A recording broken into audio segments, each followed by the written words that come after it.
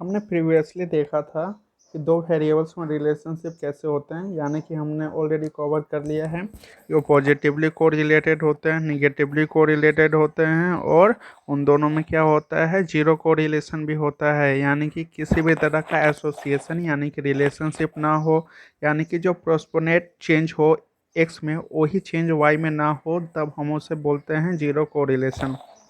लेकिन पॉजिटिव में क्या होता है, कॉरस्पॉन्डेंस जैसे एक्स में चेंजेस होता है, यानी कि एक्स राइज हो रहा है तो वाई भी राइज हो रहा है, एक्स अगर फॉल हो रहा है तो वाई भी फॉल हो रहा है। निगेटिव में क्या हो रहा है, एक्स राइज हो रहा है तो वाई फॉल हो रहा है, एक्स फॉल हो रहा है तो वाई राइज हो रहा है। और हमारा जीरो कोरिलेशन में इस तरह का कोई भी कोरिलेशन यानी कि ऐसा रिलेशनशिप दोनों वेरिएबल एक्स और वाई में नहीं देखा जाता, यानी कि जो कॉरस्पॉन्डेंस चेंज होता है एक्स और वाई में वो नहीं देखा जाता, इसलिए हम उसे कोरिलेशन बोलते हैं। वो जीरो यानी कि no association between X and Y. हमने ये नोट भी देखा था, यानी कि अगर रिलेशनशिप को समझना है तो ये स्टेटमेंट आप नोट कर लो। इस स्टेटमेंट से आप रिलेशनशिप को इजीली जान सकते हो। जब हमारा क्या होता है, इंक्रीज होता है वन वेरिएबल में एक्स में, followed by corresponding increase in the other variable, तो हम उसे पॉजिटिव बोलते हैं। अगर डिक्रीज होता है हमारा, कॉरस्पॉन्डिंग डिक्रीज होता है एक्स के साथ वाई में भी, तो उसे हम लोग पॉजिटिव बोलेंगे। या इंक्रीज हो तो पॉजिटिव। अगर इंक्रीज और डिक्रीज हो तब हमारा निगेटिव आता है, या डिक्रीज या इंक्रीज हो तब हमारे पास उस समय क्या आ जाएगा, निगेटिव कोरिलेशन। यानी कि ये स्टेटमेंट मैंने बताया था, आप इससे सिंपल कैसे समझ सकते हो। आई आई अगर हो यानी कि पॉजिटिव, डी डी हो यानी कि निगेटिव, और इसी में रिवर्स ले लेते हैं। अगर हम लोग, हमारे पास अगर क्या आ जाता है, आई डी यानी कि इंक्रीज और डिक्रीज, तो ये निगेटिव हो जाएगा। और डिक्रीज और इंक्रीज यानी कि ये निगेटिव। यानी कि ये सिंपल हम लोग इससे रिलेशन समझ सकते हैं।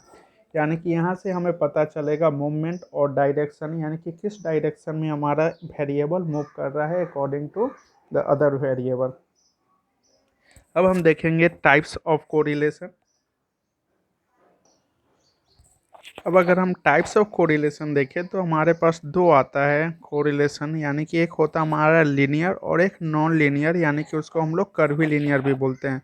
लीनियर अगर हमारा लीनियर कोरिलेशन कब होगा, जब दो वैल्यू को अगर हम लोग एक्स और वाई के वैल्यू को प्लॉट करते हैं ग्राफ पे, और उस ग्राफ से हमारे पास एक स्ट्रेट लाइन बनकर आती है, तो उस केस में हम लोग जो बोलेंगे, यानी कि जो कोरिलेशन है हमारा लीनियर है।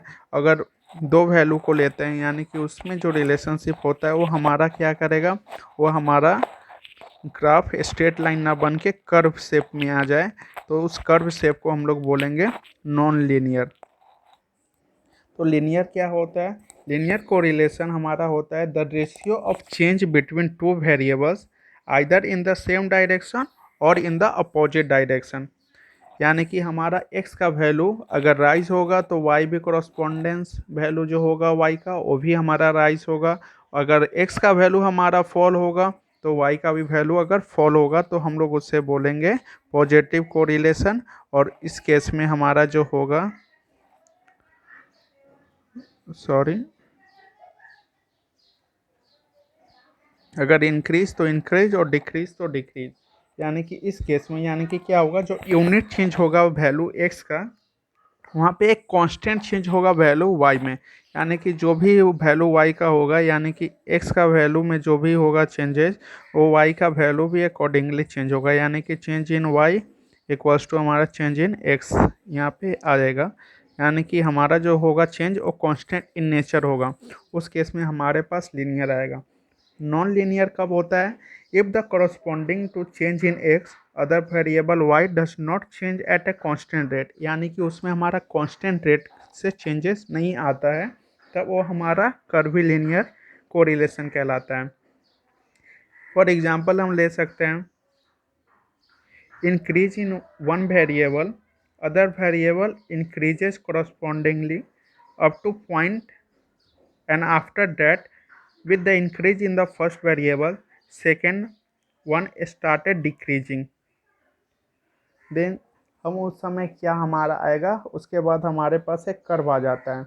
यानी कि कोई भी अगर पार्टिकुलर वैल्यू लेते हैं, अगर हम लोग ग्राफ पे प्लॉट करें तो ये क्या होगा, अगर ये क्या है एक सेम रेट से इंक्रीज हो रहा था लेकिन बाद में क्या एक रेट पे आकर वो डिक्रीज होने लगा, तो इस केस में हम लोग क्या बोलेंगे कि ये हमारा स्ट्रेट लाइन ना होके कि ये हमारे पास कर्व आ गया है। तो इस केस में हम लोग बोलेंगे कि ये कर्वीलिनियर हो गया है, यानी कि ये कर्व का शेप हमारा ले रहा है।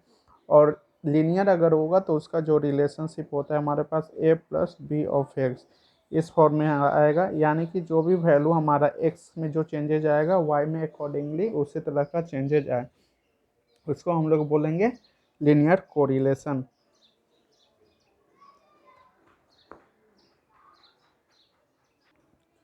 अब नेक्स्ट हम देखते हैं जो टॉपिक हमारा है coefficient of correlation. Coefficient of correlation क्या होता है, the numerical measure of the degree of association between two variables x and y is called the coefficient of correlation। हम इसे स्मॉल आर से इंडिकेट करते हैं। ये क्या होता है हमारा क्वांटिटिव मेजर यानी कि न्यूमेरिकल मेजर होता है, और इसे हम बोलते हैं डिग्री ऑफ एसोसिएशन, यानी कि ये हमारा डिग्री होता है association between variable X and variable Y, उसे हम लोग क्या बोलते हैं coefficient of correlation. This measure is also known as Pearson's product moment correlation coefficient, यानी कि जब हम मोमेंट स्क्यूनेस देखेंगे उसमें हम लोग वहाँ भी कोफिशिएंट ऑफ कोरिलेशन का यूज करेंगे कैलकुलेशन के लिए। तो इसे कार्ल पियर्सन ने दिया था, इसीलिए इसको हम लोग बोलते हैं Pearson's product moment correlation coefficient.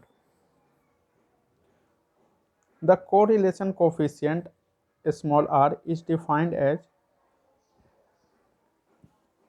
covariance between x and y whole divided by standard deviation of x into standard deviation of y। इसे हम लोग सिग्मा x और सिग्मा y से भी इंडिकेट करते हैं सिंपलिसिटी के लिए, जहाँ पे हम लोग बोल सकते हैं where r equals to coefficient of correlation between X and Y and sigma X and sigma Y equals to standard deviation of X and Y.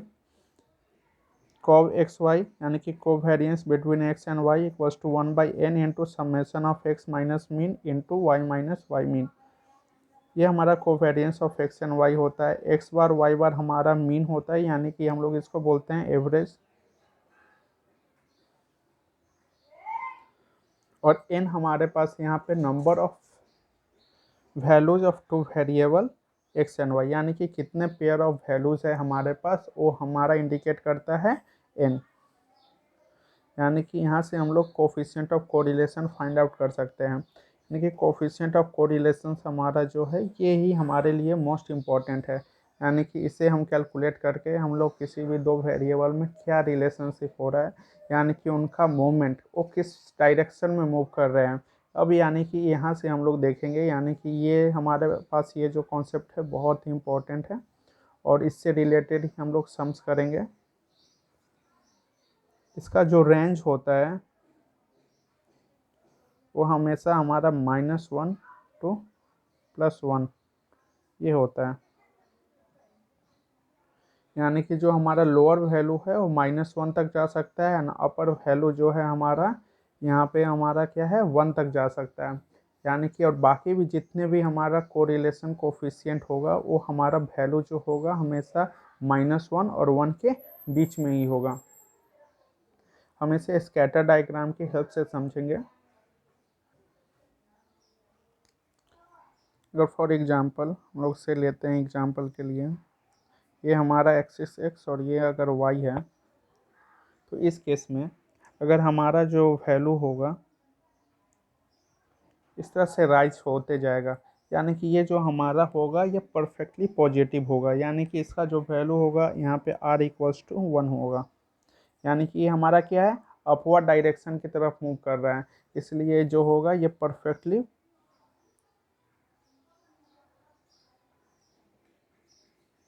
Positive. Similarly अगर हम लोग दूसरा ग्राफ लेते हैं, यानी कि अगर ये होगा फॉल हो रहा होगा एक्स वाई, यहाँ पे हमारा ओरिजिन यानी कि 0, यानी कि ये क्या था हमारा अपवर्ड राइजिंग था, और ये हमारा क्या है डाउनवर्ड स्लोपिंग है, तो आर यहाँ पे हमारा आर का जो वैल्यू होगा वो -1 होगा। ये हमारा परफेक्टली निगेटिव होगा।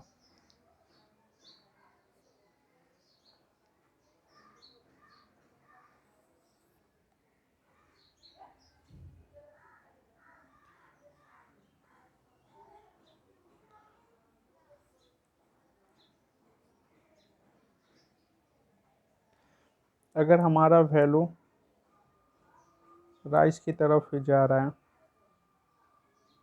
यानी कि इस तरह से स्कैटर हो, ये मतलब कि हमें पता हो, यानी कि ये डायग्राम जो होगा ये हमारा पॉजिटिव कोरिलेशन को दिखाएगा।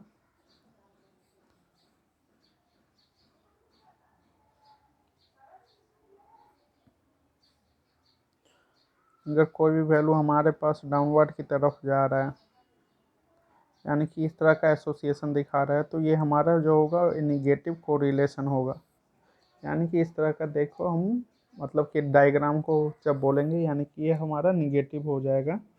और एक ऐसा हमारे पास वैल्यू आएगा जिसमें किसी भी तरह का रिलेशन ना हो, यानी कि अगर एक ऊपर की तरफ जा रहा है, एक नीचे की तरफ जा रहा है, इस तरह का अगर डायग्राम हो, हम कुछ इस पर डिफाइन नहीं कर सकते हैं।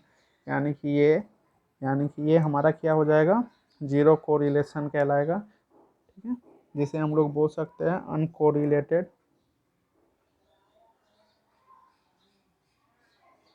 यहाँ पे हमारा r इक्वल्स टू 0 हो जाएगा, यानी कि इसमें x और y में किसी भी तरह का कोई भी रिलेशनशिप नहीं मिलेगा हमें। तो हमने एग्जाम्पल में देखा था, यहाँ पे जब हमने एग्जाम्पल लिया था, हमने सेल्स और प्रॉफिट का भी एग्जाम्पल लिया था। या आप सप्लाई का भी ले सकते हैं example, supply of A product and price of the product, या हीट एंड टेम्परेचर। ये सारे केसेस में हमारे पास क्या आता है, पॉजिटिव रिलेशनशिप आता है। यानी कि अगर हमारा सेल्स इंक्रीज होगा तो प्रॉफिट इंक्रीज होगा, सेल्स डिक्रीज होगा तो प्रॉफिट डिक्रीज होगा, इसलिए वो परफेक्टली पॉजिटिव होता है। सिमिलरली अगर निगेटिव के केस में दिया जाए तो हमारा कॉस्ट एंड प्रॉफिट, कॉस्ट को हम लोग रिड्यूस करते हैं तब जाकर हमारा प्रॉफिट मैक्सिमाइज होता है, यानी कि प्रॉफिट इंक्रीज होता है। अगर कॉस्ट को हम लोग इंक्रीज करेंगे तो प्रॉफिट हमारा क्या हो जाएगा, डिक्रीज हो जाएगा। सेम हमारा डिमांड यहाँ पे आ जाएगा, demand of A product and price of the product. इसमें भी हमारा क्या होता है, इन्वर्स रिलेशनशिप है। हमने इकोनॉमिक्स में भी पढ़ा है हम सभी ने, यानी कि हमारा क्या होता है, डिमांड में हमेशा इन्वर्स रिलेशनशिप होता है, और इसलिए उसका क्या होता है, वो डाउनवर्ड स्लोपिंग कर्व होता है, यानी कि डाउनवर्ड हमारे नीचे की तरफ आ रहा है। और सप्लाई क्या होता है, हमेशा अपवर्ड राइजिंग हमारा कर्व होता है, यानी कि वहाँ से भी हम लोग इस रिलेशन को समझ सकते हैं।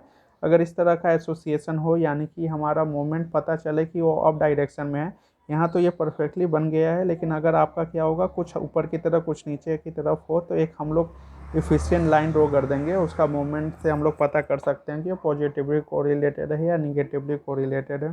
सिमिलर वे में हम लोग इस डायग्राम से समझ सकते हैं कि ये निगेटिवली कोरिलेटेड, यानी कि ये ऊपर से नीचे वाई एक्सिस से एक्स एक्सिस की तरफ इधर ये जा रहा है, यानी कि फ्रॉम लेफ्ट टुवर्ड्स राइट की तरफ जा रहा है। ये जो कर्व हमारा इस तरह का जाएगा, और ये कर्व हमारा क्या है, राइजिंग की तरफ जा रहा है।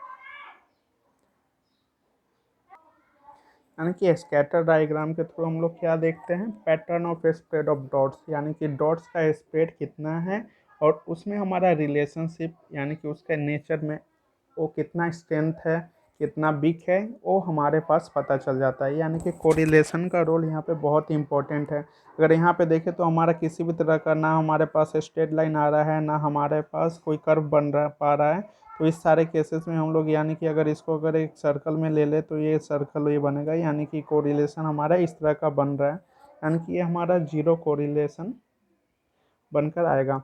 इसमें भी हमारा जो वैल्यू होता है, यानी कि हाई वैल्यू हो या लो वैल्यू हो, इसको हम लोग डिटरमाइन करेंगे। यानी कि जब ये एनालिसिस के लिए होगा तो हमारे लिए बहुत ही हेल्प करेगा, ये हमें फोरकास्टिंग में भी बहुत हेल्प करता है।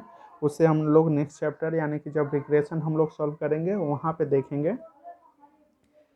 नेक्स्ट वीडियो में हम कवर करेंगे formulas of correlation which will be use for solving our problem.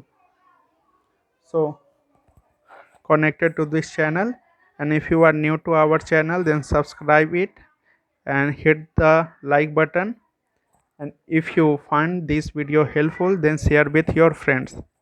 Thank you for watching. Stay connected to this channel.